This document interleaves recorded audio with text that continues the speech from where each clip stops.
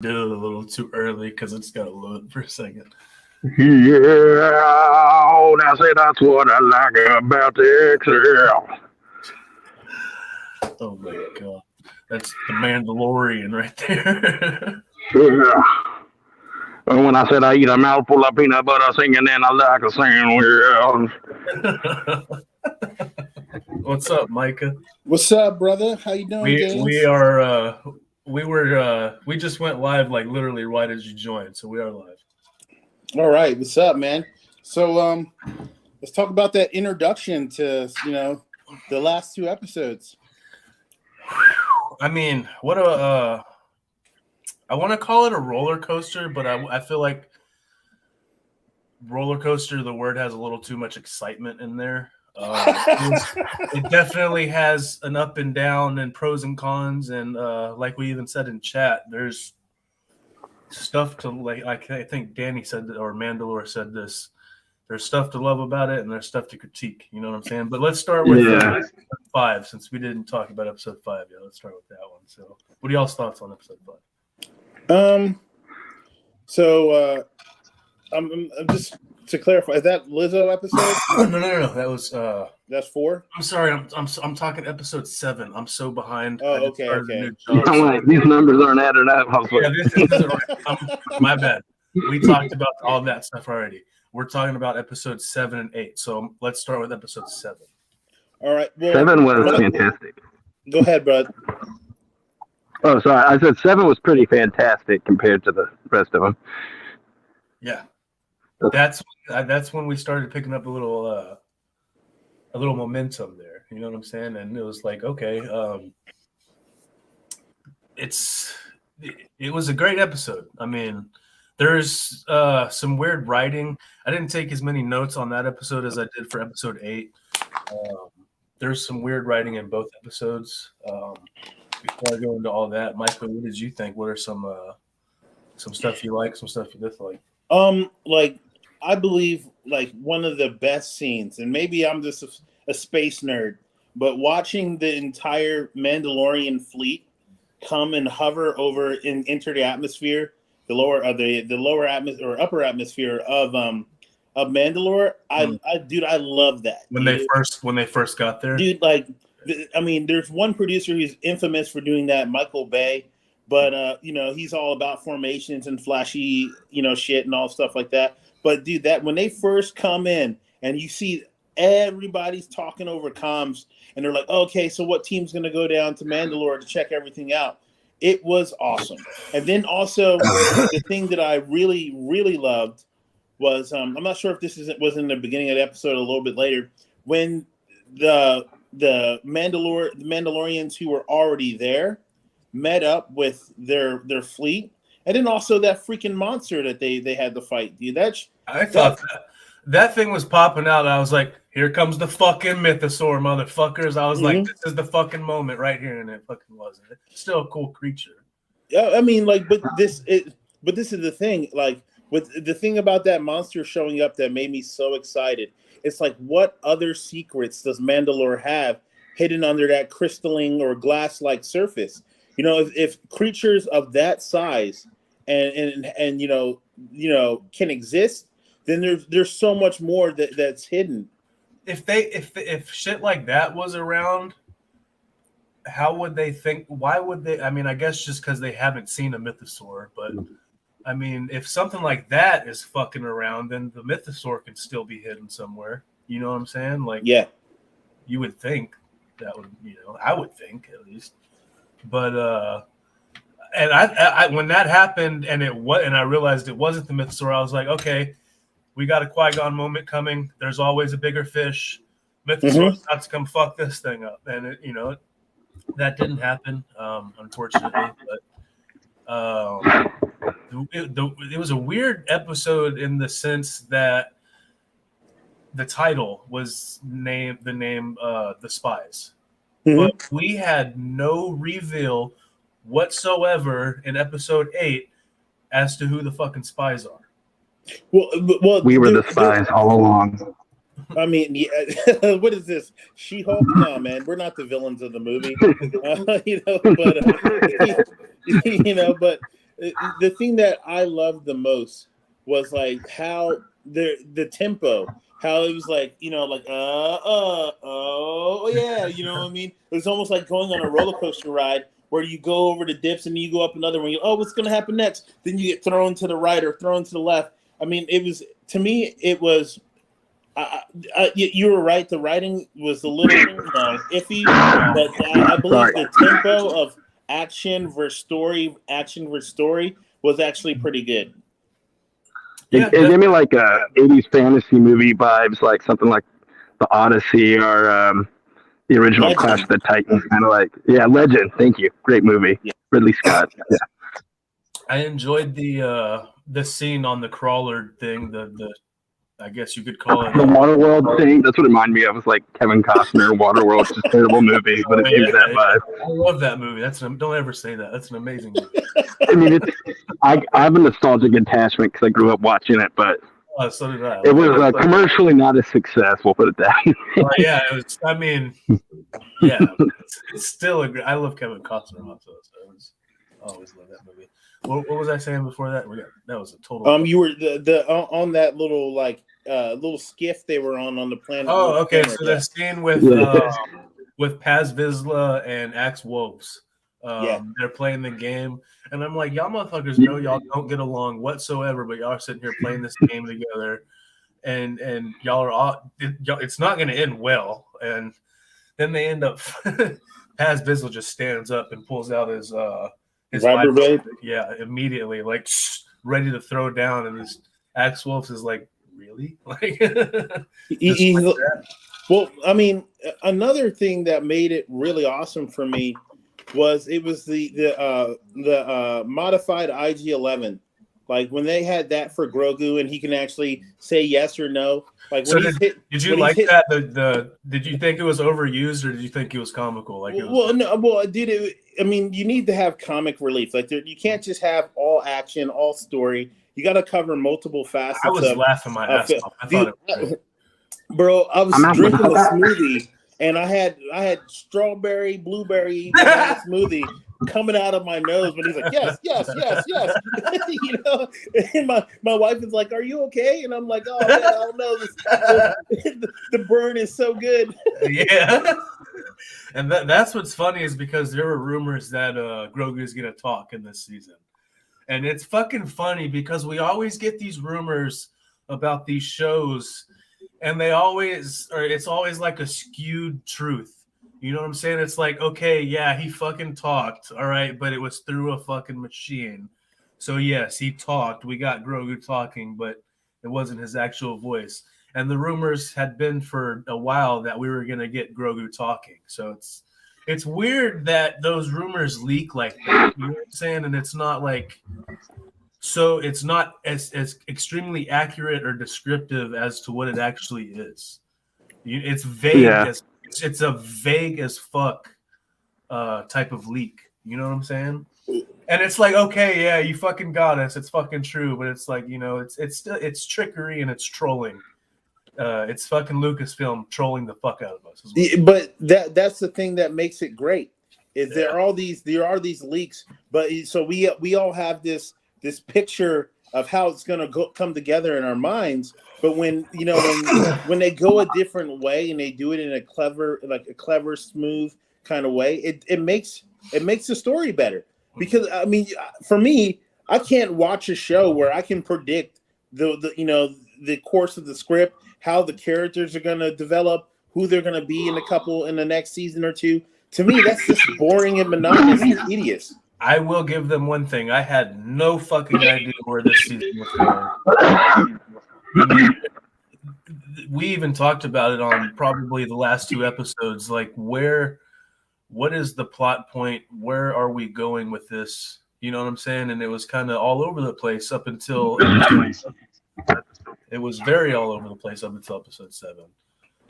And well, I mean, what I believe what they're trying to do, and it kind of took away a little bit from the story of the Mandalorian, was they were trying to hint at things that are going to happen in the Ahsoka series. Like, there's a couple characters that like when they drop Zeb, that to me was like, okay, so that's Zeb's gonna be around in the Ahsoka series most likely, and then there's Sabine Wren.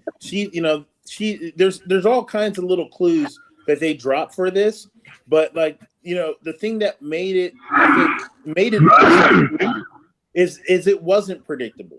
I mean, that they did give us a healthy dose of story with a healthy dose of action. Because, dude, if they would have had episode 7 be like Dr. Purging's episode 3, I would have been upset as a punk, dude. I would have been so mad. I would have been like, bro, I stayed up till 2 in the freaking morning for this crap. Like, come on, give me something else. The finale episode was the only episode this season that I did not stay up to watch because I started a new job. So I wasn't able to do that because I had to be there at 5:30 in the morning, and I couldn't take it off because it's such a new gig or whatever. So, but that's the only episode I didn't. And I watched it during my lunch break the next day, and so let's just get right to episode 8 because holy shit! Oh, before we do that, I was going to say, go ahead. I want to talk about that Shadow Council in episode 7 real quick. Yes, that's what I was going to bring up. Because that was they got Thrawn, like old legends continuity mixed with like stuff from the Aftermath novels going. Like they brought like stories from different books like together in that like one short scene that was just like my brain exploded. They tied sequels into it with Hux being there also. Bro, but when they had that Dark Council, the first thing that popped into my head was Heir to the Empire. Like that was the first thing. That's his homies right there. Exactly, dude. Because if you heard, like 2 of the guys on that council were all about trying to get as many resources together for Thrawn's return. And that for me was like it was like watching the Super Bowl, and they fake and go for the run instead of a punt, the field goal. It was awesome, bro. Like that's the one thing that's awesome about the last 2 seasons is the little facets and pieces they pull from Legends that they're incorporating. Dude, it's a dream come true. It's freaking awesome. Yeah. And then with that scene, they had Brindle Hux, which is obviously a homie with the red hair from the sequel trilogy's father, and the actor playing him his brother in real life. That's why it sounded like him and everything. Yeah. So I was like, that's cool too. And he's a character in the Aftermath trilogy where like Cobb Vanth is from. So it's like bringing those like novels all tied into it. Yeah. With the names off of Project Next Romancer. And it was I like the name Shadow Council. Yeah. So keep that in mind. we might have to do a rebranding. The Shadow Council. Yeah. It has a nice ring to it. So there was the Shadow Collective in the Clone Wars, right? And that was Maul's. Yeah. And I looked it up on YouTube, and there's already a pod. They're smaller, I'm not going to say any numbers or anything, but there's already a podcast called the Shadow Collective Podcast. But I figure maybe we should jump on the Shadow Council podcast before anybody else does. Bro, I am 100% in. Okay, cool. Way down. We will do that. And before we move on, since we're on the topic of the actual podcast, Ahsoka's not till August, but I would not mind still getting together like every couple weeks to talk about news and maybe even doing some watch parties. Vision starts May 4th.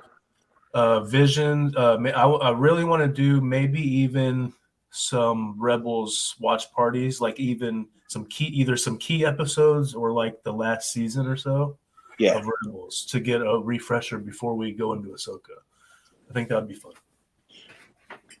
Oh yeah. Well, the one thing that's making this kind of like the thing that's kind of awesome about the last couple years of Star Wars is they're following the phase 1 through 3 of Marvel, where they're really trying to pull so many different characters that are so popular and mean so much to us and incorporate those little bits into the storyline. And dude, I think it's awesome to witness, dude. It's really cool. Like, I mean, like my favorite part is bringing the animated characters into live action. I mean, there's nothing more, especially when it's characters that you're emotionally attached to. Like I love Clone Wars, but Rebels is by far my favorite when it comes to animated series. Probably something. It's just more organized and structured. It's so good, and seeing those guys come on screen is just going to be so emotional for me when that actually happens. Well, the good thing about Rebels was that there were very, very few filler episodes. You know, the story was going and pushing the whole time. The thing that I have a problem with the Clone Wars is there's so many. They try to focus on too many characters, so that there's a Mace Windu episode, there's a Yoda episode, there's a Justin Anakin, there's an Ahsoka episode. Then there's other Jedi Masters from the Council that we were revealed in that show, and it's like, but hey, it's hard to follow when you have 20 main characters and you don't flush them out like a Game of Thrones kind of did. It kind of makes it seem like it's all over the place. If you're not a hardcore fan, you are going to be so lost timeline-wise when you watch that show because it is not in order timeline-wise. Mm-hmm. It jumps.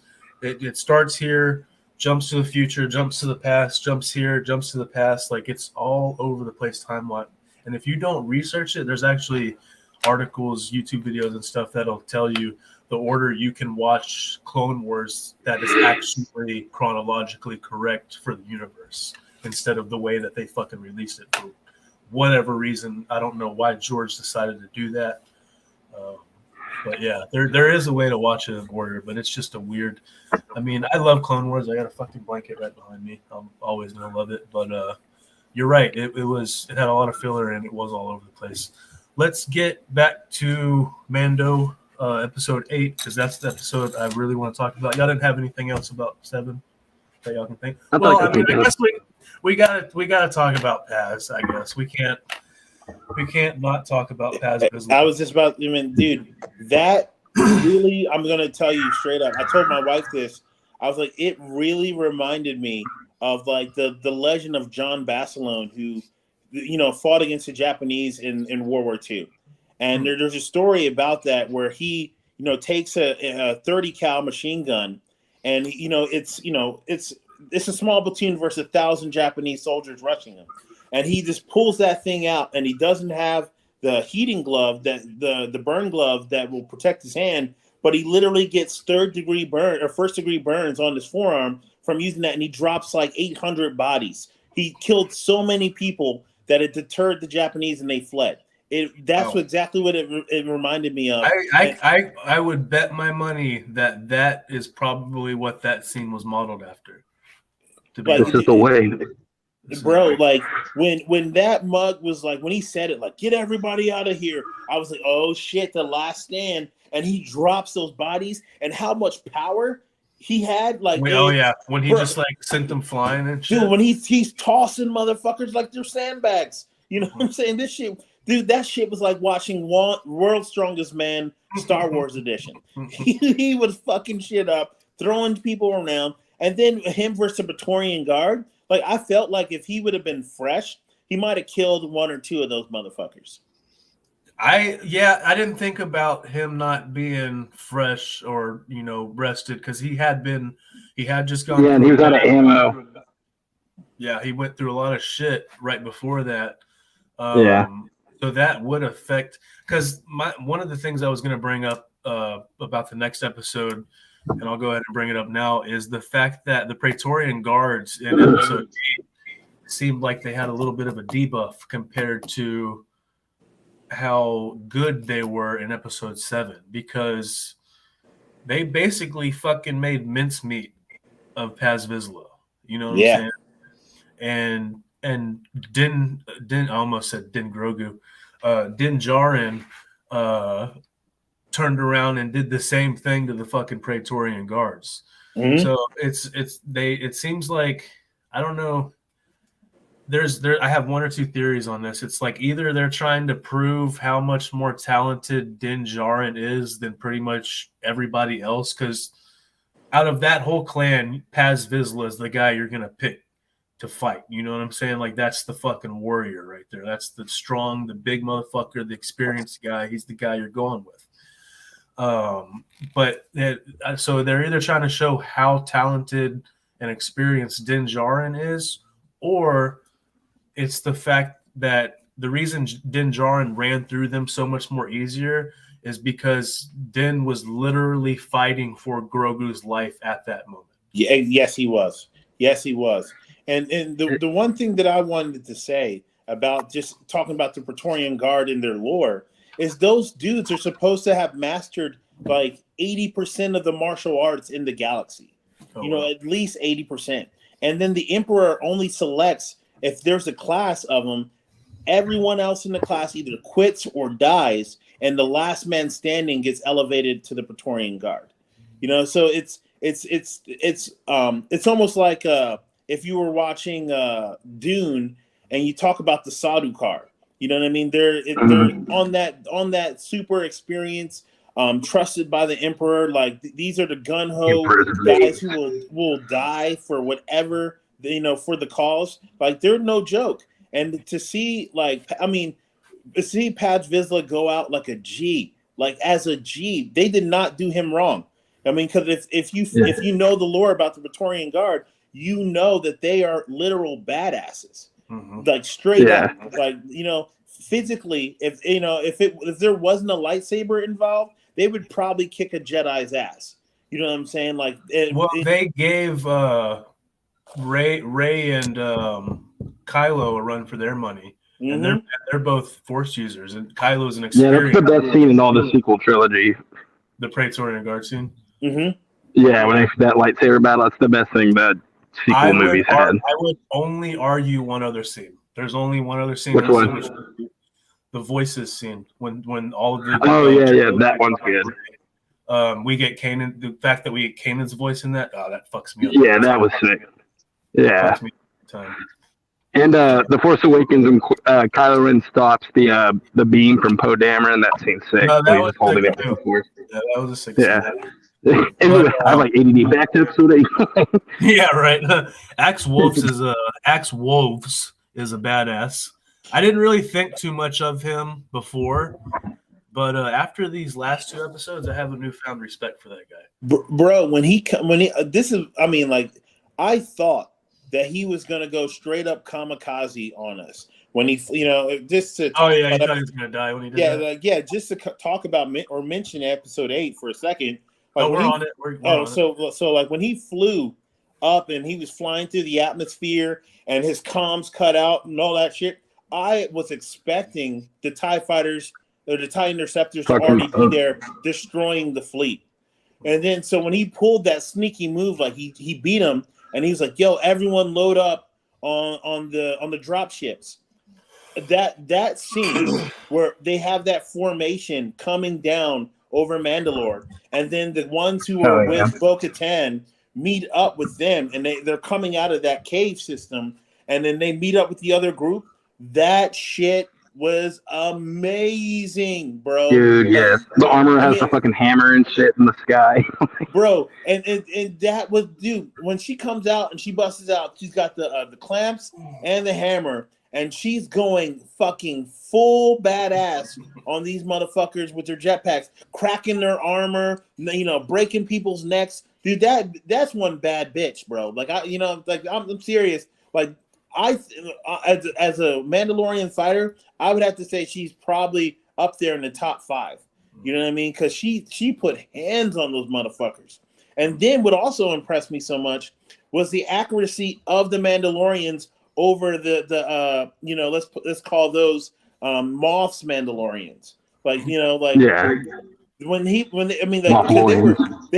were flying around with jetpacks, busting in between the gaps of the armor, stabbing people, doing all kinds of crazy. But that scene, it got me so hyped because I'm like, if they did that for the final episode and they dropped all that money on CGI, what's going to happen for the Heir to the Empire when that movie comes out. Like, because you think, bro, they're dropping like $20-30 million per episode on some of these special effects, and it shows. Like that scene, yes, there were some things where it wasn't, you can tell the guys in the background aren't as sharp, and they're kind of blurred out, so they didn't have to spit out so much money for CGI. But I was highly impressed, bro. That scene alone got me hyped. What you mentioned about how much more accurate the Mandalorians were, that's just a testament to them being, because that's their way of fighting, that's their armor. They've been doing they've been doing that for generations, for thousands of years. That's the way they fight. So that's just a testament as to who the fuck should be using that and who that belongs to. You know what I'm saying? That's just how much better they were at using their stuff than somebody who is literally trying to be a copycat. Yeah. I would even call them call those red and white ones the Giddy Lorians. Well, I mean, like, bro, like, okay, so I'm gonna jump a little bit ahead here, and that scene where Din Djarin's like, it reminded me of the Phantom Menace when they had those little shields and R5 was hacking the system. Yes. The matter of fact, let me talk about R5. I fucking love that droid, man. Like he's gonna have a special place in my heart, like Chopper. But like, dude, that scene where he's like has all the mouse droids around him and he's like shocking them. I was like, immediately in my head, I thought of R2-D2 shocking that little creature off of C-3PO when he was ripping his eye out, and I was like, that was fucking funny. That was a good like a reminder of other things that happened in Star Wars Legacy. So that was a good homage to Episode 1 for sure, and it's great that we get shit like that from Favreau and Filoni, because we didn't get really anything in the sequel trilogy that was an homage to the prequels whatsoever. I mean, except one line I can think of. What line is that? The Force Awakens, when Kylo Ren tells that commander, he's like, "We could just use a clone army." That's like the only reference he makes is to like getting another clone army. But yeah. I mean, it's that. I thought that was a great homage to Episode 1 with the fight with Kenobi Maul and Qui-Gon Jinn. So it's just fun that we get stuff like that. So it's kind of weird. One of the things I want to bring up is about the one of the weird things. It's like they captured Mando at the end of Episode 7 and made it seem like this big thing. And all the rumors online have been this whole time that Din Djarin is going to die. So he gets captured. We watch Paz Vizsla get in the forever box, unfortunately. R.I.P. And then they take Din Djarin, and now it's like, okay, this motherfucker is going to die. For sure. Next episode, the rumors are true. And then he escapes immediately in the next episode. Yeah. It was like, yeah, it was. It was another fucking troll, is what it was. Like they've been trolling us this whole season, bro. Like if everyone's like, "Oh, it's gonna go this way or it's gonna happen," then we get a Jack Black Lizzo episode. Yeah. Like, oh Jesus, And bro, it's the fact that he broke out in the first 5 minutes of the episode.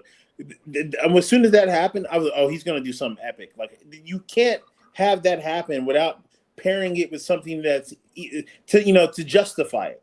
You know what I mean? So when he came out and he beats the ever living shit out of those the Gideon Lorians or whatever, the Gideon Lorians, yeah. he beats the shit out of them. The first two. That was one of the points I was going to bring up. Is when he escapes.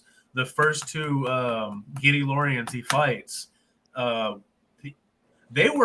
he beats the fuck out of them. But if you watch it, those two were way more skilled than any of the other ones he fights. He also had less weapons on him at that time, though. He started getting more shit as he walked out. He did. But just watching the skill level of those two Okay. fighting him, it seemed like they were, and this is obviously production and directing and whatnot, but it seems like they were a lot more skilled than the ones he was fighting when he was going through the red door thing. Well, that's what you get when you don't have a clone army, because the clone army was well trained. Everybody went through the same training, and they were. If you compare them to the regular stormtroopers, their accuracy is 1,000 times better. You know what I'm saying? The bad batches. Say what? The Bad Batch. This have been bad batches.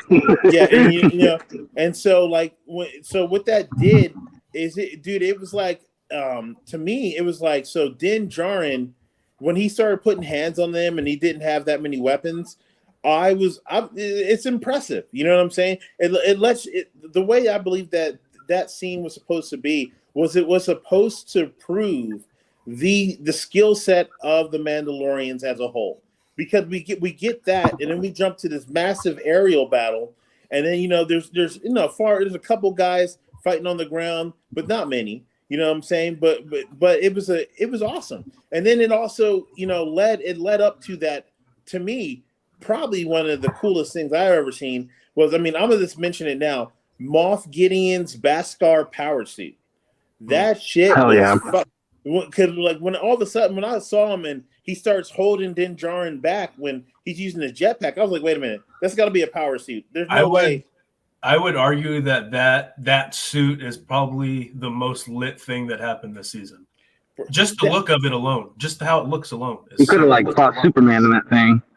Dude, the fucking thing that was awesome was his jetpack. The design of his jetpack, I was like blown away. Like I froze it. I froze the scene on it, paused it, and looked at it. I was like, man, that thing looks smooth. Like my favorite part was the helmet. The markings on it, the colors, it's straight up fucking Maul. The fucking horns is straight up fucking Maul. The only issue I have is he's trying to make a clone army, right? Or he may even had successfully or almost successfully done it. Yeah, apparently they aborted him right then. Yep. Right. And there's multiple points I want to make about that scene, to be honest. The first thing is, okay, so his mask and his suit is obviously an homage to Darth Maul. Yeah. Obviously. But there is no fucking mention of it whatsoever. Nothing about it. And he's trying to create a clone army that is force sensitive. And you're dressed as in Maul-looking armor, trying to create an army that's force sensitive, but you don't mention Maul at all. Yeah. They're like, my motivation is Maul. You know what I'm saying? Like, or something. Yeah. I find it weird that we got nothing about that character when they're obviously heavily hinting at an homage to that character. Well, maybe I was thinking about this quite often this week, and like what I think what they were trying to get to or like suggest is maybe most of those Gideorians were the Saxon clan, the ones that were highly loyal to the Empire, and you know what I mean. So he was like, "Hey, their old leader used to be this guy. Maybe the more I resemble or take after him, the better or the more respected I'll be." You know what I mean? Like if you even looked at his like pike that he had, his staff that he was using, there was a small like electro charge thing at the bottom. So it was to me, as soon as he busted that weapon out, I was like, okay, that's definitely Darth Maul. You know, and then the fact that his skill set, like straight up, dude, he was putting hands on Din Djarin and Bo-Katan at the same time. And those are supposed to be some of the best Mandalorian fighters they have. She's supposed to be one of the best for sure. Yeah. It took both of them and Grogu to basically not for the day not to be ruined. Yeah. Which kind of speaks to the discipline and the focus of Moff Gideon. Like because you look at him, he looks like a guy who's over in his 50s. You know what I'm saying? He's not the youngest guy, but for him to be that skilled, dude, that was like it. Kind of what I was thinking. I will say, Giancarlo Esposito is in amazing shape, though. He is, especially for his age. I mean, like he's a Hispanic black Dave Bautista. You know, Bautista. You know what I'm saying? Dave Bautista is 53 years old and looks like a specimen. Yeah. You know what I'm saying? Like, you know, and the thing that I really, really liked about that fight scene, or even the Praetorian Guard, was the fact that it was all about teamwork. It was about working together to get the job done. Yeah, I mean, Dan would kick a Praetorian Guard away, and then Grogu would force push him to give him more space to deal with those. It's like the whole RPG party. Yeah, I mean, yeah, exactly, bro. Like to me, it was like the even though Grogu is still considered like an adolescence, a young child, right? At 50, I think he's like 53, 55 at this point. But he, even though he's considered a child, the fact that he understood, like, hey, I gotta give my dad some space, because if I don't, they're gonna kill him. And the way he seamlessly kind of worked his way in and was distracting them by flipping around and force pushing one away and all that stuff, I thought it was like a little comical, because watching little Grogu flip on this little light, the chandelier, was pretty. Just watching him walk in general is comical. I'm almost like, I feel like we've had enough of seeing Grogu walk. Like, you know what I'm saying? They should just make him force float himself around. Like Baron Harkonnen. It's just too comical. Every time his little feet are just like, his feet literally, they do this. This is how he walks. You like know what it reminds me of a little bit, because it's puppeteering and it's puppeteering and CGI. Right. But if you think about it, if you've ever watched Team America, the way the puppets like bounce around. All right, Gary, suck my cap. This podcast is not brought to you by Thrawn, the novel by Timothy Zahn. Do not buy this and read it. I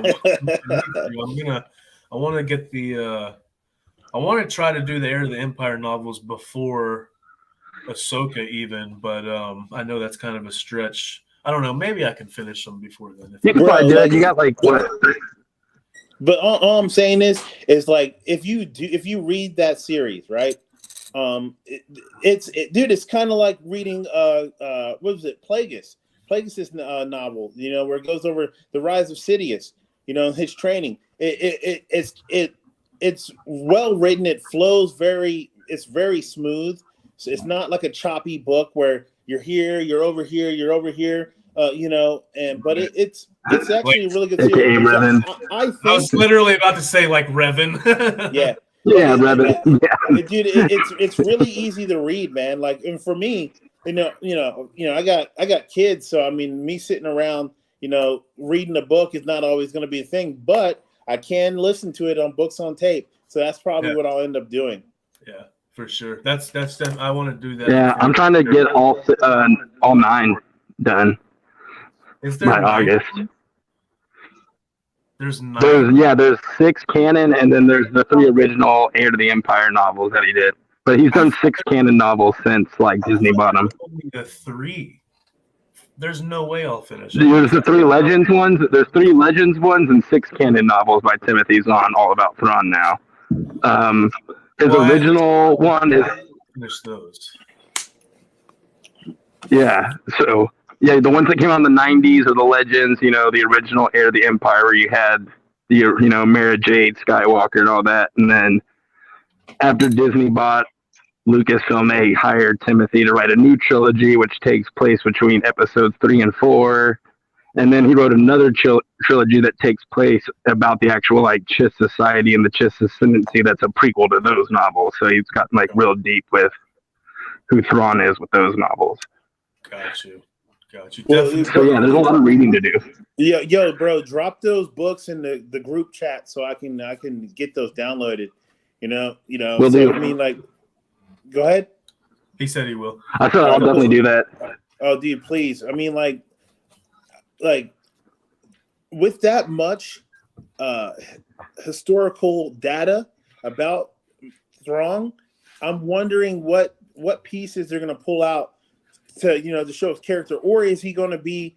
Is it going to be heavily pulled from Rebels, or I'm kind of like, okay, do I watch Rebels again, or do I read these books? Like, because like I think Rebels is going to be the main source material, and Rebels definitely took from the books. Right. But anything on screen usually supersedes anything else, like comic-wise, novel-wise. And that being said, animation supersedes comics and books, and then live action supersedes animation. So okay, that's kind of how it's. Yeah. But unless it's changed in live action, then that's how it is, supposedly. But I can say from reading like the canon Thrawn ones now that like the way the behavior of Thrawn is like straight up how he is in like Rebels, where the way he studies his enemy and his tactics, they're very much based off the art of war, just like he always has been. And when you have Timothy Zahn doing all of it, it kind of stays equal. He was even went and like on set with the Rebels when they had Thrawn come on for the first time. Good. From what I understand. Oh, that's pretty dope. So yeah. So hopefully he's on a set for Ahsoka when Mars showed up. Also, who did anyone catch Dave Filoni in the cantina again? We were watching. Oh, his hat. We were watching the end of the episode before you joined, and I'm just sitting there like, the hat is right there. The hat is right there. It's the hat. All I can see I can't watch that scene without seeing the hat. It's just, bro. Like for me, it's like whenever they start showing a little bit of the Republic side of the galaxy, I'm always watching to see who's around, because usually there's one or two characters or people who are writers or directors make a guest appearance, and it's awesome, dude. Like I really do like how they're given like time to those people who have devoted themselves to bringing this into the real life. You throughout the whole all 3 seasons, you get teasers of all these people, directors, writers, everyone, and I really do like that. It's a good way, I guess. Chow was with Filoni in episode 7 at the bar scene, or one? No, not episode 7. 2 or whatever it is, the one that we got Zeb. When we first saw Filoni at the bar, Deborah Chow was with him. Oh, wow. Director of Kenobi. That's pretty cool. One of the scenes, did you have something, Micah? Oh, no, man. One of the scenes I wanted to bring up was the scene where Din destroys the clones of Gideon.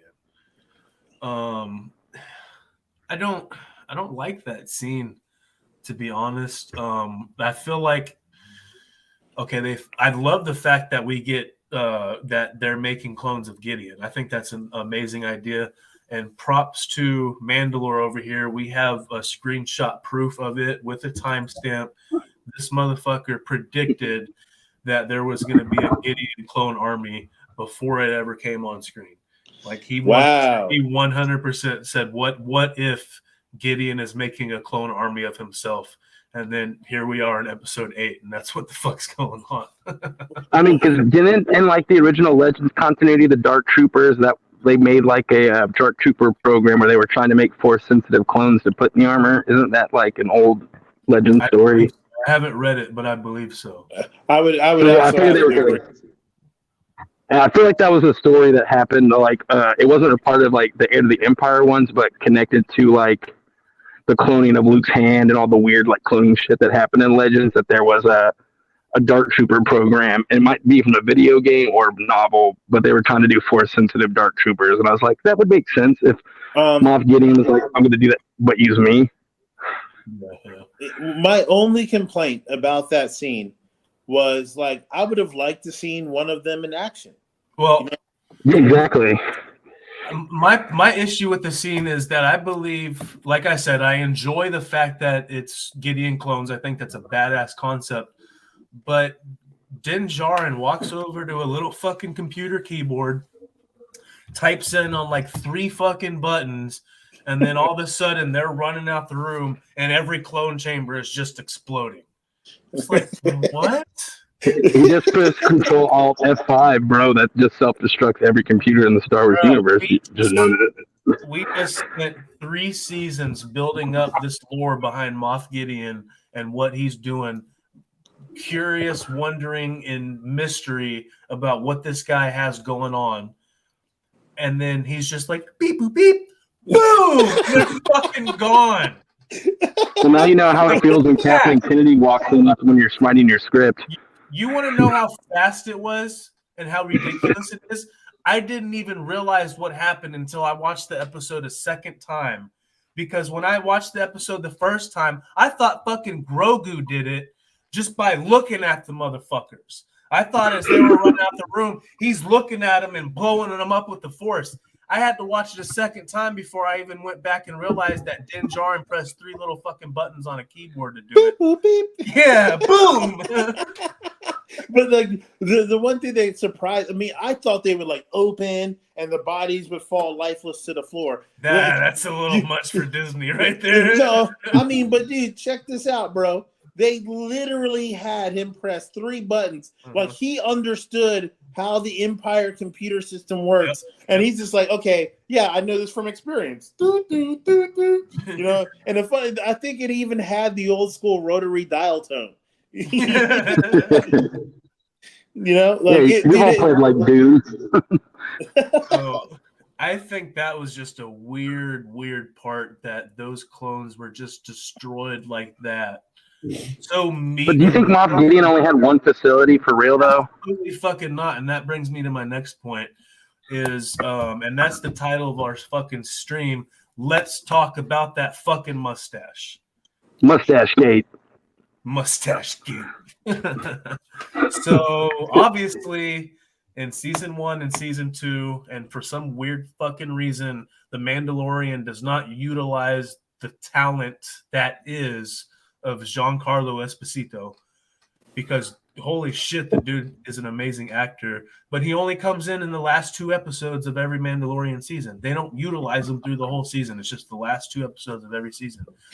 But it's so weird to me. But anyways, the first two seasons, 1 and 2, Giancarlo has a mustache. Moff Gideon has a mustache. Get to season 3, the first time we see him, during the Shadow Council scene, no mustache. Well, throughout 7 and 8, no mustache. And I have a theory as to why. I don't think it's just Giancarlo didn't feel like growing a mustache type of an issue. I think there is a reason he does not have a mustache. What were you going to say, Micah? Before I was going to say, like, maybe he just realized that he's fly that way. You know what I'm saying? Like, you know, he's got to do. You know, hold up one sec. I gotta pause real quick. My youngest is out of his. No problem. But yeah, what was I? I just lost my train of thought. Oh. You there, Mando? It hurts. My back hurts, guys. Your back hurts? Okay, yeah. I want to wait till Mike gets back to talk about the mustache thing. Yeah, I mean, what I was gonna say was, is that like maybe it was just like, you know, he wanted to appear younger than he is because he is an older guy, and it maybe that was like his self image, like you know, in the Matrix, everyone has an avatar. That's why he saw himself once he had his clone army together, because they're all going to be like probably middle-aged versions of him. You know what I mean? Because if he had all the cloning process, he would also have the Kaminoans' ability to speed them up. So they're I mean, they might be just like the clones, where by the time they're 15, they're 30. By the time they're 30, they're 60. Yeah. So my theory is the reason he does not have a mustache is because that is not fucking Moff Gideon. Oh, that is a clone.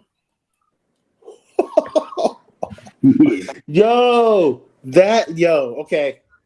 Mind blown for a second, bro. Like that's. And I really, really wanted to make, and I probably still will make the YouTube video since I got my shit set back up. But I want to make a YouTube video about it because I thought it was a great theory. Unfortunately, somebody else who is a major Star Wars YouTuber already made the fucking same video theory that I'm gonna make. But I think I'm still gonna make it. But my theory is the reason he does not have a mustache is because that was not Moff Gideon. That was one of Moff Gideon's clones who was basically trained to sit back and do what he did just then.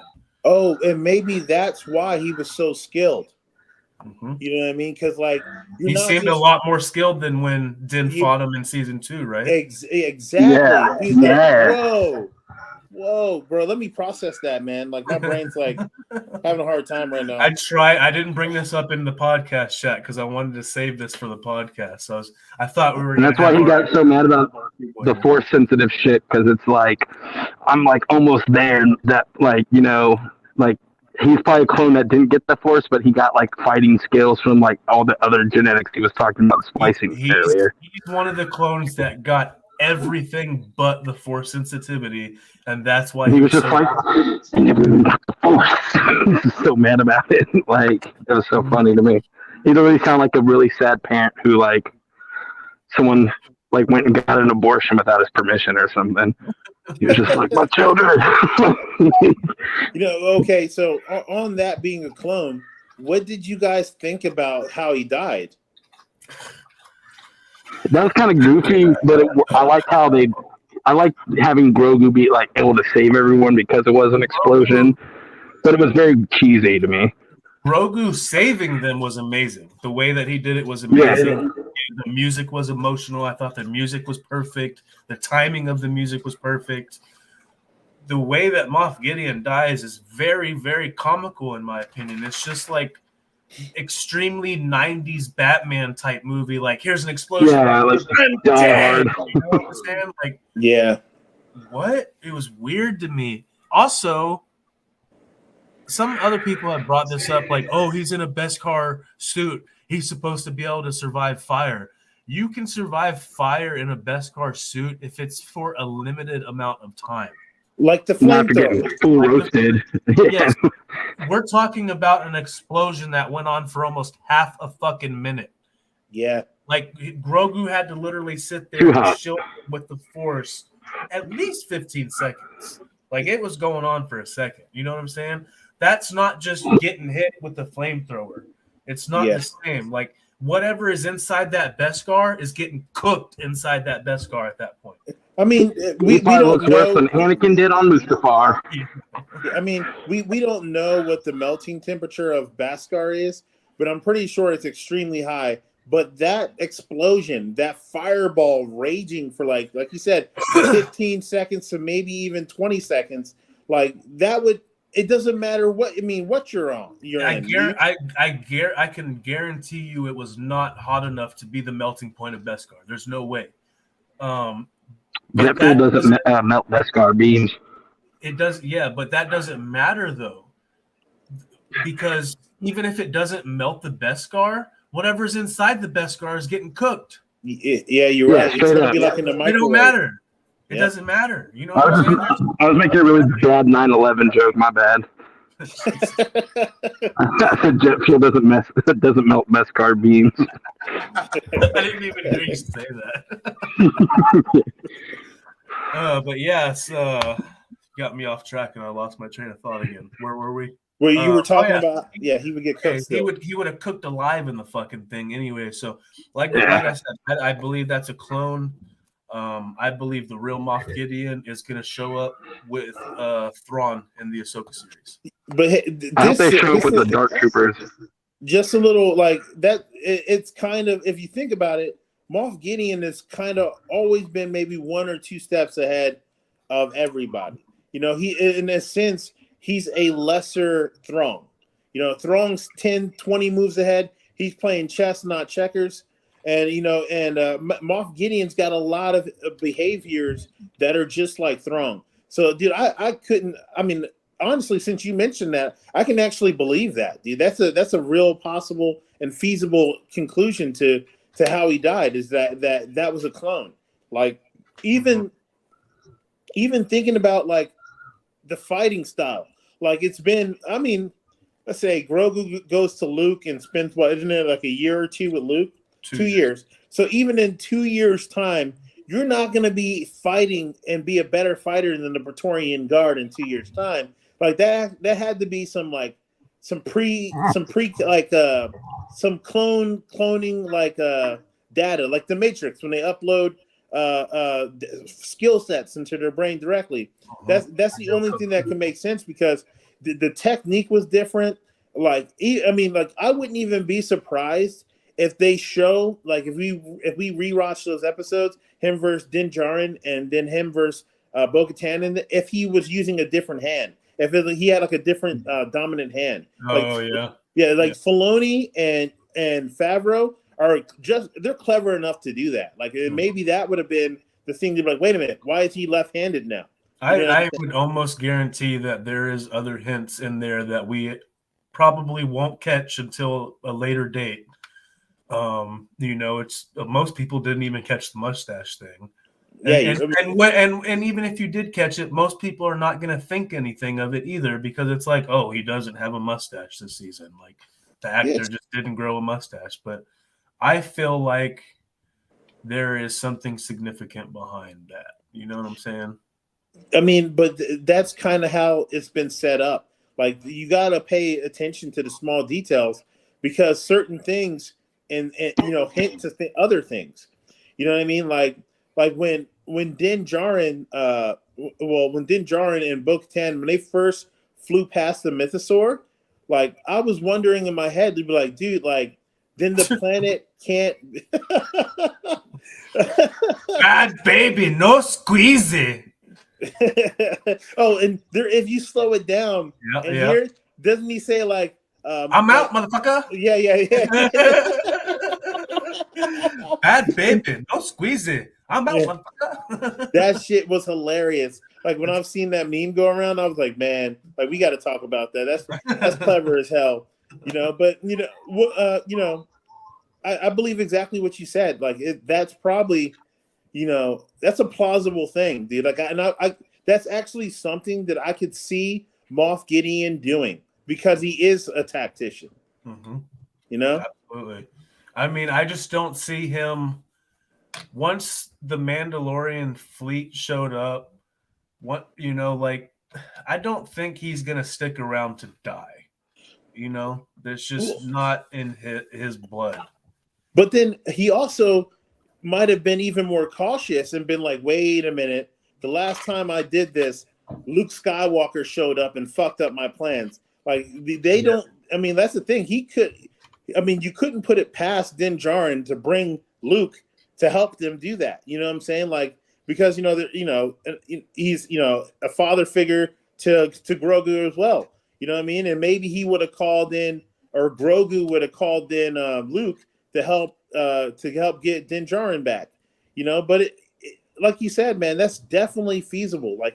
I'm gonna be thinking about that for the next couple days. It's gonna be sitting in the back of my head, and I'm gonna rewatch the episode a couple times and be like, "Yo, like, is he right, man? He might be onto something right here." Yeah, I'm gonna probably this weekend. I'm gonna sit down and actually make a video with some screenshots and whatnot about that theory. Okay, well, just to get things moving along as well, what I thought was really, really cool is when they relit the forge and you saw how many Mandalorians they actually had. That shit was awesome. Oh, he's got a hat and a watch. Hell yeah. He's got a helmet from Death Watch. That's pretty cool. This is a $3 mask from a Halloween store. Really? Yeah, it was like on the clearance aisle. I was like, yeah, I'll get that for $3. Damn. Yeah, dude, I like it. I like it a lot. That's a steal for sure. So what'd you think about that like ceremony? It was dope. It was fun. It leads me back to my point earlier about the weird fucking rumors that we get about these goddamn shows. And it's like another rumor we got was that Din Djarin was going to die. Yeah. And we have figured out now why that was even a rumor. So in pre-screening, before the show's released, they show it to certain people. And somebody or they don't show the whole thing, but they see certain things. And they saw the forge scene, and they saw that Din Djarin is not at the forge scene. And if you watch the forge scene without having any context whatsoever, it almost looks like a funeral for somebody. So somebody just fucking assumed that because Din Djarin is not at the forge scene, he's fucking dead. And that's where those weird rumors about Din dying came from.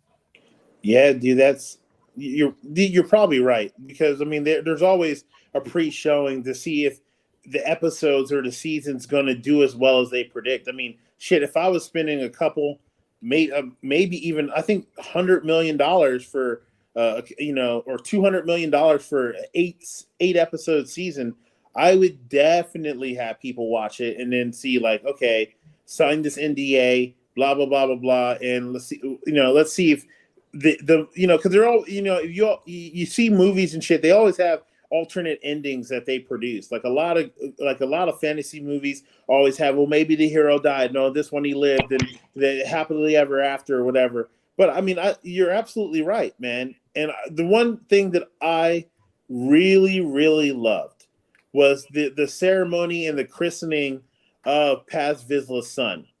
I was like, oh shit! So they're gonna like he's technically orphaned because they never tell you who his mom is, and now his family or his dad is going to be one of the other Mandalorians. Maybe wouldn't that be cool if he was Axe's ward, and then Axe was like, yeah, he was an honorable man. He sacrificed himself for us. I'll help raise his son into being a badass. I would like that.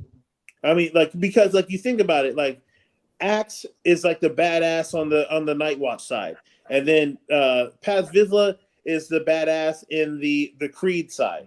You know what I'm saying? And so when they fought, like that's remember, like they said, hey, this is what happens. I expected a fight or two to break out between us. So that's what I see, man. Like I think that that scene where Ragnar's getting christened in, and then Din Djarin's like, no, like Grogu needs to be christened in, and she's like, well, he can't, he can't even speak the creed, and he's like, fuck it, like I'm gonna adopt him. He's gonna be one anyway. Well, when he brought up Grogu's parents, I was like, oh shit, we're about to have some fucking side arcs in season 4. And they're gonna go looking for Grogu's parents for whatever reason. You know what I'm saying? And I was like, I don't know if I necessarily want that or not, bro. Like I think leave it a mystery.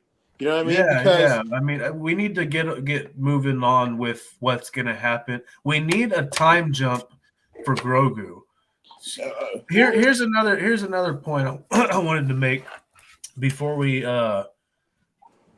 before we get ended here. Before too much longer. God damn it, I just lost my train of fucking thought. What was I saying? We were talking about Grogu and having a time Okay, jump. So it's like Yoda was training Jedi at 100 years old. Yep. And Grogu's already about 53 years old. Yeah. And he's still talking like a baby. How in 47 years he has to go from that to, I mean, you got to think it's going to be similar aging because they're the same species. Yeah. He's got to go from somebody who's essentially an infant still to somebody who is capable of literally training Jedi Knights. Well, check this out, bro. And this is what I was thinking about. I was thinking about that too. He's 53 and he's got about he's about, like a 3-year-old or 4-year-old, right? But like, let's say this, if the average lifespan, maybe Yoda died younger because of all the stressors that he had. You know what I'm saying? You know, the order falling apart, all of his students and his pretty much family all died. And, you know, him being the Grand Master and having such good precog, he either sensed it or, But that, I get what you're saying. That could be a testament to why he died at 900 years old as opposed to 1200 or even older. But you would think that even if he died younger because of the stresses of his life, he was the first 100 years of that species is probably the age progression is probably gonna be pretty similar for everybody. Well, then let's try this. Maybe for that species, the first 10 years is like all the way up to puberty. You know what I'm saying? Because you got to think, if a regular year for us, like we know, Grogu's as old as Anakin. Like they were born on the same year. So what if, and this I've heard this on the internet already. What if Grogu was the Messiah to bring in the new age for the Jedi? You know, instead of Anakin. You know, what if Anakin was like, you know, just a coincidence?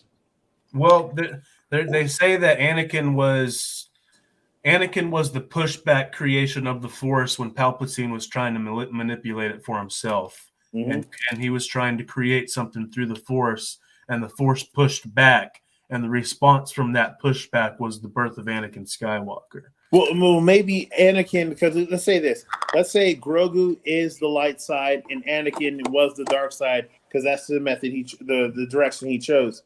You know, if you look a lot when you got to meet the two representations of the Force and their father in that alternate dimension, there was always one and the other. There always was a balance to the Force, right? So if there was a light, there had to be a dark.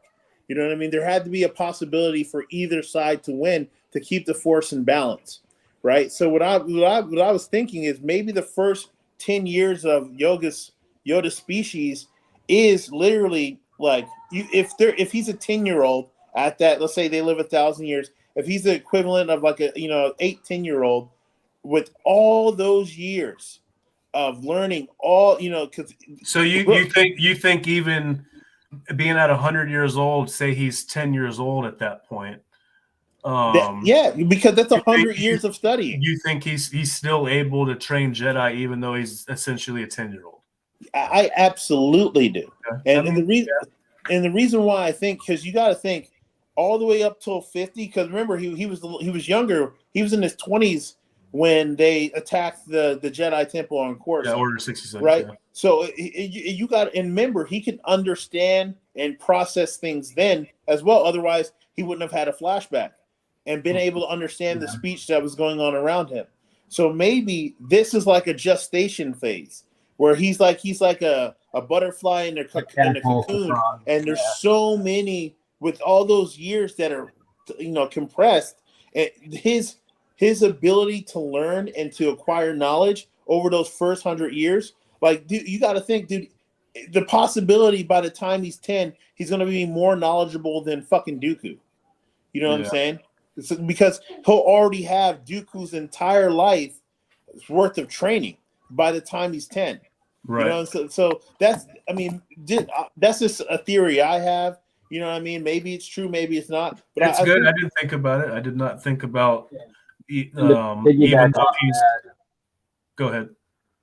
Oh, sorry. Yeah, like to piggyback off, it's just like, we're thinking of it from like a standpoint of humans evolving. Yep. His species, like he's saying, it could evolve to where you can contain all this knowledge, but like physically speaking, will come maybe like 10 years. But by the time 100 years hit, he can evolve over a physical form that, he will be trained Jedi by 100. Like, it's like a drastic leap, like exactly. It's not the same as human age progression. So like maybe when he's 100, he's like a 3-year-old now, but when he's 100, instead of being like a 10-year-old, he's more like a 20-year-old. Yeah, like a different type of progression. Well, dude, like you got to think like I can't remember, but I think the youngest Jedi ever to be a Jedi was like 14.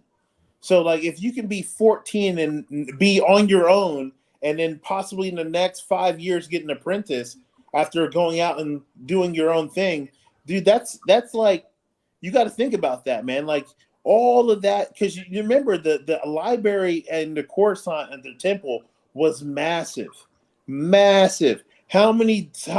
I mean, like, you got to think the librarian. I forgot her name, dude. She was like 80, right? Mm-hmm. And even then, there were things that she didn't know. You know what I mean? Because remember when they're like, "Oh, let's look for." They say it's this planet Carino with the cloners, and her being the master librarian had no fucking clue about the star system, and then it took a child to realize, like, hey, there's gravitational forces in act here in this blank spot. Mm-hmm. You know, and Yoda's like, so yeah, maybe the young young's right. So you got to take it like that, man. Like maybe they're like, this is like his, you know, his larva stage. Now he's gonna turn into getting his cocoon for the next 50 years, and that's where he can actually learn how to speak and all this other stuff. So by the time he's 10 or 100 years old, he'll be, you know, he'll be just like Yaddle, just talking off, doing his thing. You know what I mean? And what we know is that Yoda was the only one of his species to speak like that, probably because his master spoke like that. You know what I mean? We don't know what species Yoda's master was, or there's something in the books, and there's also there's some drawings of Yoda's master. We do know who he was. I can't remember his name, but it was a completely different species. I can actually pull it up. Hold on. So yeah, but is that theory plausible? You guys? Oh yeah, absolutely, yeah. Because we don't know how he talked. That's for sure. Mm-hmm. And speaking of aging up Grogu, I mean, how will you feel if now they announced Rey Palpatine's coming back? That if that movie involves older Grogu and her doing stuff, how's that gonna make y'all feel? If that's what they're planning? Honestly, if they show Grogu in his prime at any point, bro, that to me is literal film cocaine. I'm gonna line it up, do it all the time. It's gonna be a great thing. Each episode I'm gonna watch multiple times. Even if it's a movie, I'm gonna watch multiple times. I mean, like Grogu at his like as like a 15-year-old is going to be able to smoke check pretty much almost any other Force user that he's gonna come up against, especially if he's raised in this kind of like warrior culture where, if you think about it, they kind of do have some of the same principles of the Jedi. The younglings matter the most. You know, like Yep. you know, that's the reason why when we watched Kenobi, a couple of the younglings were kept to become the Inquisitors. You know what I'm saying? Maybe the most the easily naive of the kids were kept to be Inquisitors. So I mean, it's a possibility, man. Like it really is.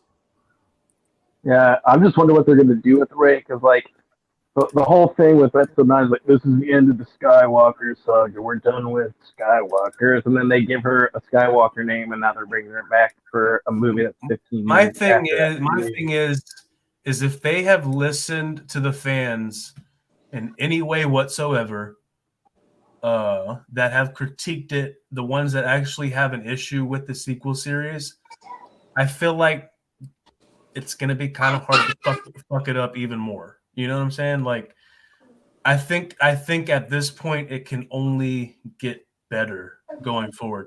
So I'm not a huge Rey fan by any means whatsoever, but I am excited. I am excited for that movie because it is a chance for them to redeem themselves for that character.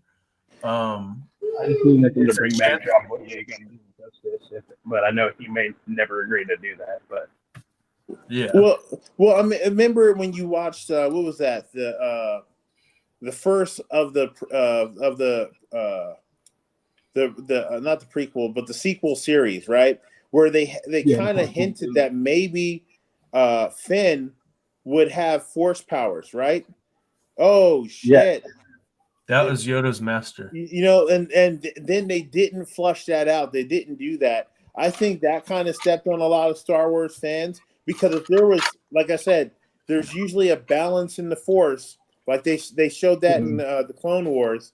Like what if Rey was supposed to come up and they knew that Kylo Ren was going to switch back to the light side, why wouldn't they have another Jedi to possibly go back to the dark side or whatever? Because if you think about it, they kind of did Revan with Kylo Ren, where he went from the light, went to the dark, and then went back to the light, and that's what it reminded me of. And like, go ahead. I was gonna say, with it's kind of random, but did y'all ever watch that Lego holiday special that they put out on Disney Plus? It was like the Star Wars Lego holiday special. No, I haven't watched it. Okay, so that movie, even though it's not canon or whatever, but the story goes like it's after Rise of Skywalker, and the movie starts with Rey with her yellow lightsaber, and Finn is training how to be a Jedi in the Lego movie. No, I've read about that. Yeah, it's like a pseudo sequel to Rise of Skywalker, but they put in this Lego movie that Finn is a Jedi after that, and like that was his secret. He was going to tell her, and her first apprentice is Finn. So I'm like, if they stick to that and they kind of like have John Boyega come back and like actually be a Jedi now, that'd be cool. I just don't know if they can convince that man to come back. They're not. I don't think they can convince him to come back. I'm pretty sure he has openly said that he is not willing to come back to Lucasfilm after the way that they did him. They just did him too dirty. And I kind of feel like, I mean, obviously I don't know John Boyega personally, but I feel like that is a person who has conviction in their words. When they say something, they probably fucking mean it. And when John Boyega said he's not willing to come back to Lucasfilms, I don't think he's coming back. Well, you could have predicted that. Like when, first they start focusing on him, and then in each series, even though he's a part of like the main crew, he doesn't get as much airtime. It gets less and less as each episode comes up, right? Mm-hmm. And it focuses on Kylo Ren, and might focus on Rey. Like the one thing I thought that came out of left field is all of a sudden him and that girl whose sister was a bomber pilot fall in love and kiss each other. And I'm like, bro, like, come on, man. Like, what the hell is this? I felt like they didn't fall in love. I felt he was a crazy stalker and he didn't know how to get away from her. But that was like my interpretation. I mean, bro, like you think about it. Rey's this really attractive young girl. You guys kind of have this relationship. Then a random stranger you meet on a planet on a side mission, you start falling for. It's like, dude, if that wasn't a Hail Mary or a writer writing themselves into the movie, I don't know what else was. It was a very weird choice. I have to ask y'all, did he reciprocate those feelings when you watch the movie? Because like I never felt like Finn reciprocates the love that I felt like he just kissed her back because he would have felt bad if he did it. You know what I'm saying? Like he would have hurt. But I felt like he the whole time was kind of like he over just friends. Right. So, dude, species? Maybe that was my projection. What species was that you showed of Yoda's teacher? Okay, so we don't know a whole lot about him. A member of the Jedi Order took on Yoda as a Padawan when Yoda was young, more than 800 years before the reign of the Galactic Empire. At some point, Yoda's teacher told their apprentice an insightful story about two Jedi named Kyung Fu and Chuang, and taught him how to live in peace. While Yoda eventually became arguably the greatest Jedi Grandmaster in history, the information on his master's identity was lost. So I don't know where the picture comes from. Okay, no, his name was Jedi Master Inkata Del Gormo, training in apostrophe Kata Del Gormo, Inkata Del Gormo. And that in the picture is most of the information we have on him. I think there's a little bit of stuff on him in Legends, but I don't know what books it's in. Or is there some stuff in some comics as well? You'd probably have to Google his name to find them. Appearances, Master and Apprentice audiobook, The Empire Strikes Back, So You Want to Be a Jedi. So there's a few books that mention him. Yoda's master. Yeah, Master of Puppets, that's a new canon book that's supposed to be really good. I haven't read that one yet. Well, dude, if you look at the drawing, like that's not a species that we've seen before in Star Wars. I mean, there's that other Jedi Master that's kind of serpentine, but this one has 4 arms. He didn't have 4 arms. Right. Yeah. Very different. But yeah, the reason I brought that up is because we were talking about Yoda's master earlier, and I remembered that there being a little bit of information on it. Dude, I appreciate that. I didn't know that, man. That's awesome. Dude, and that's what I like about podcasts and groups like this, where we all kind of have our like specialties and our fan favorites parts of Star Wars as individuals. But when we come together, all the pieces of the puzzle come together and fit. And I mean, since I've been on the podcast, my horizon is in some of the things I look for in the episodes has become broader. You know what I'm saying? Like, it's like, oh man, like, and then also rewatching the episodes, making sure my opinion or understanding of the episode is what I believed, or did I misread a scene? You know what I mean? Yep. It's very fun. And like I mentioned earlier, I do want to continue even while we don't have new material. When did you say Visions 2 comes out? Isn't that soon? May 4th on Star Wars Day. Oh, is it May 4th? Okay. Yeah. We can do some Visions watch party if y'all want. Dude, I'm down. Like there's no way I'm gonna miss nerding out with a bunch of the homies online talking about something as fantastic and like glorious as Star Wars. Dude, Star Wars is freaking awesome. If you're not a fan, become one. Like, there's something for everybody. Like there's characters in the books that you might love. Like, there's light and dark side, but I don't know what's all going to be canon. But as a person who grew up in the Legends area, bro, it's deep and the story is well flushed out. I'm of the mindset usually for me.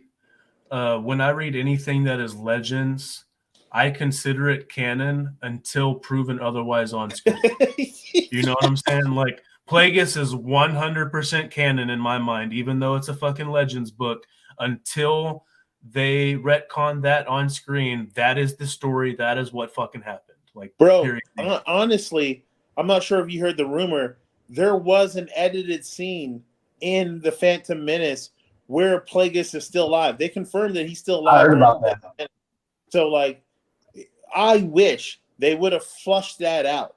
You know what I'm saying? To be like, oh, like, even how like Darth Vader had apprentices like Star Killer and the clone of Star Killer, like that. They as you can always, it's the way of the Sith.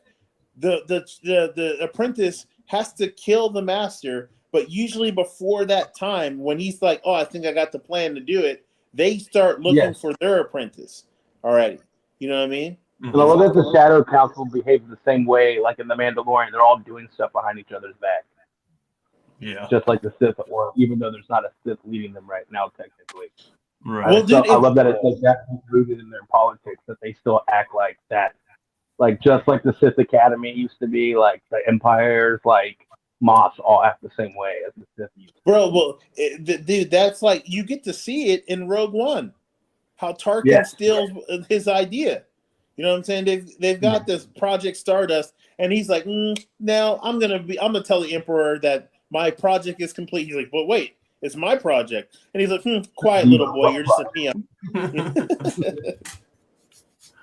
Dude, speaking of Rogue One, I almost was about to be like, man, I'm so excited for Chopper's first live action appearance, but I forgot Rogue One was Chopper's first live action. Oh, he did pass through on screen, didn't he? Yeah, and the ghost is in the battle at the end on Scarif. Yep, and they call out Hera's name over the speaker as well. Hera Syndulla. Which I don't think we've talked about very much about. I can't remember if we talked about the trailer very much, but no, but I watch it every night before bed. It's so good, bro. I think the trailer for Ahsoka needs to have its own, like, dude. Like, we need to start doing that. We need to start talking about shit as it comes out. Maybe not maybe we'll do a short half an hour Saturday podcast where we sit down and we talk about the each trailer. Because if you think about it, most of the shows come out on Wednesday. So if we watch an episode, watch the trailer for the next episode, and then talk about that, and then try to foreshadow things that we believe are going to come out. It did this make the channel more fleshed out. Right. I feel you. I mean, if y'all are talking about reading audio books, if we're all doing the same stuff, we can have like a book club like podcast once a month or something. Yeah, bro, that would be awesome. You know, that would motivate me to read more for sure. Well, yeah, man. But if you're doing some kind of individual labor for your new job, like, bro, just put an earbud in and listen to it on tape, or as a friend, I'll give you my Audible account. I've got tons of books on there. Right. Yeah, I got about, I think, 7 or 8 Star Wars books on my Audible account. I want to start purchasing the Heir to the Empire books next for sure. Yeah. It's definitely on my reading list. Then I'll send you the list of all the new. Yeah, do that. Send that in group chat if you can. That would be great. But yeah, let's we're getting close to an hour and a half. Our episodes are like together. Yeah. Let's get together here in a couple weeks and talk the next event thing we do when Visions comes out. Once we figure out what day those episodes, I don't know if they're going to put the whole season out all at once or if they're going to put it out. Did they put the whole season out all at once for the last one? Yeah, I think that's how they did it. Yeah, right? I think so. Yeah, I think so. Okay, so that most likely they'll do that again. If that's the case, we'll just get together and pick one Saturday or something after the release, and we'll just sit down and watch the fucking thing in a group. Try to get the other people to join us. It's so sporadic on who's with us every week, but try to get other people in, and we'll do a watch party for that. I'll have to go back in with a video editor and blur out or cover up the most of the show. So like it'll be like we're watching it and reacting to it, but only like every 10 seconds you'll get a flash of the show for a second, Yeah, for copyright. So, exactly. Yeah. So we got it. We'll have to do it. We won't be able to live stream it. We'll have to record it, and then I'll have to go back in and edit it later. What we could do is put like we could do a watch party with a timer on it. Or we can because I know a lot of things. The way to get past the copyright is to take the journalistic perspective. That's how things like channels like Stupendous Wave and like Emergency Awesome get away with it. They take the journalism and review and critique side, and I think if we follow in their footsteps, we could probably get away with a couple 10-second clips, in or after or in between or as we do a review of the episode or something. And I don't mind the video getting demonetized. That's not an issue if we don't ever make money, whatever. I just don't want the video to be removed from YouTube. If you show too much, and the only way to judge how much is too much is if they pull your shit. That's the only way to judge it. Is if you upload your shit and they pull it, and it's like, well, fuck, I showed too much of it. You know what I'm saying? We got demonetized for a couple months ago when we did our first podcast. Mm-hmm. The first one you were on us with, Micah.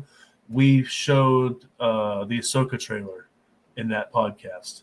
Now that I think about it, we watched that trailer together, and that podcast got demonetized because we watched that fucking trailer. Thankfully, it didn't get pulled from YouTube. We just won't ever make money on that particular video.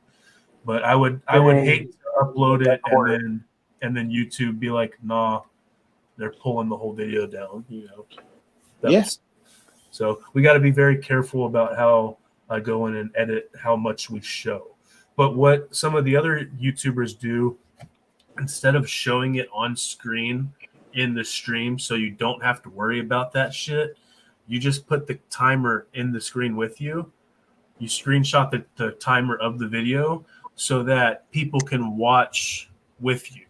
So your video is going 2 minutes, 2:01, 2:02, and the people watching on a separate screen watch it with the timer. So you don't actually have to put it on the screen and risk being demonetized or risk the video being taken down completely. That's a brilliant strategy.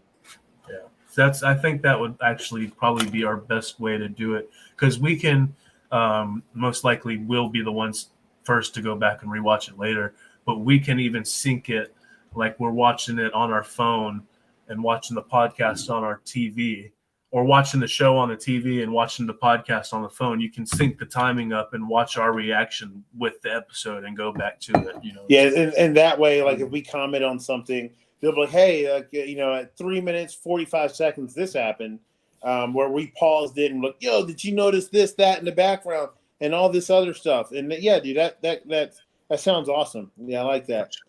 Well, boys, I enjoyed today's conversation, dude. We went deep.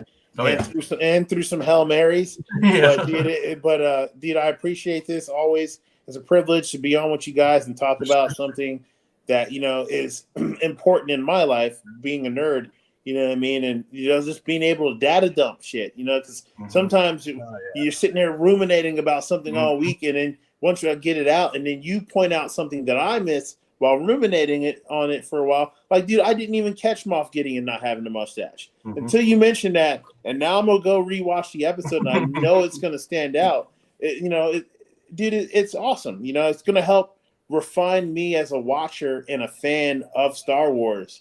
And then I'm going to have more of an analytical opinion about the episode. Right.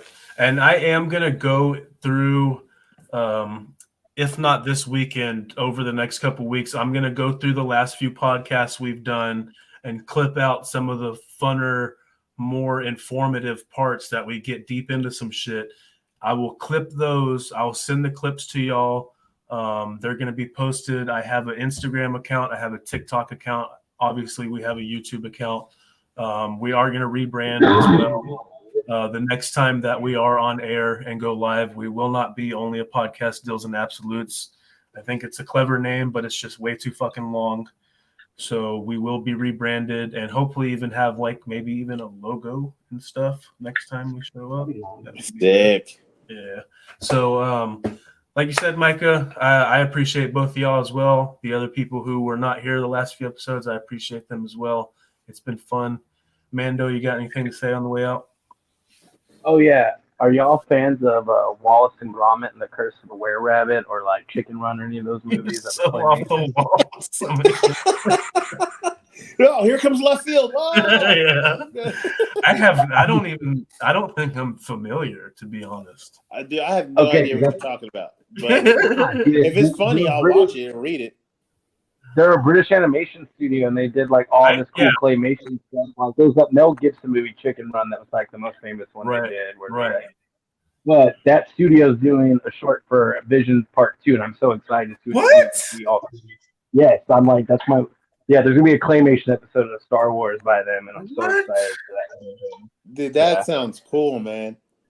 Yeah, if you watch the trailer, you can see like the claymation parts of it. It's in that studio. I'm gonna have to. I haven't watched the trailer. I need to go watch the fucking trailer. Is what I need to do. I'll send it to the group chat right now. Cool. Yeah, dude. All right. You guys have a good night. Yes, sir. Y'all have a good one.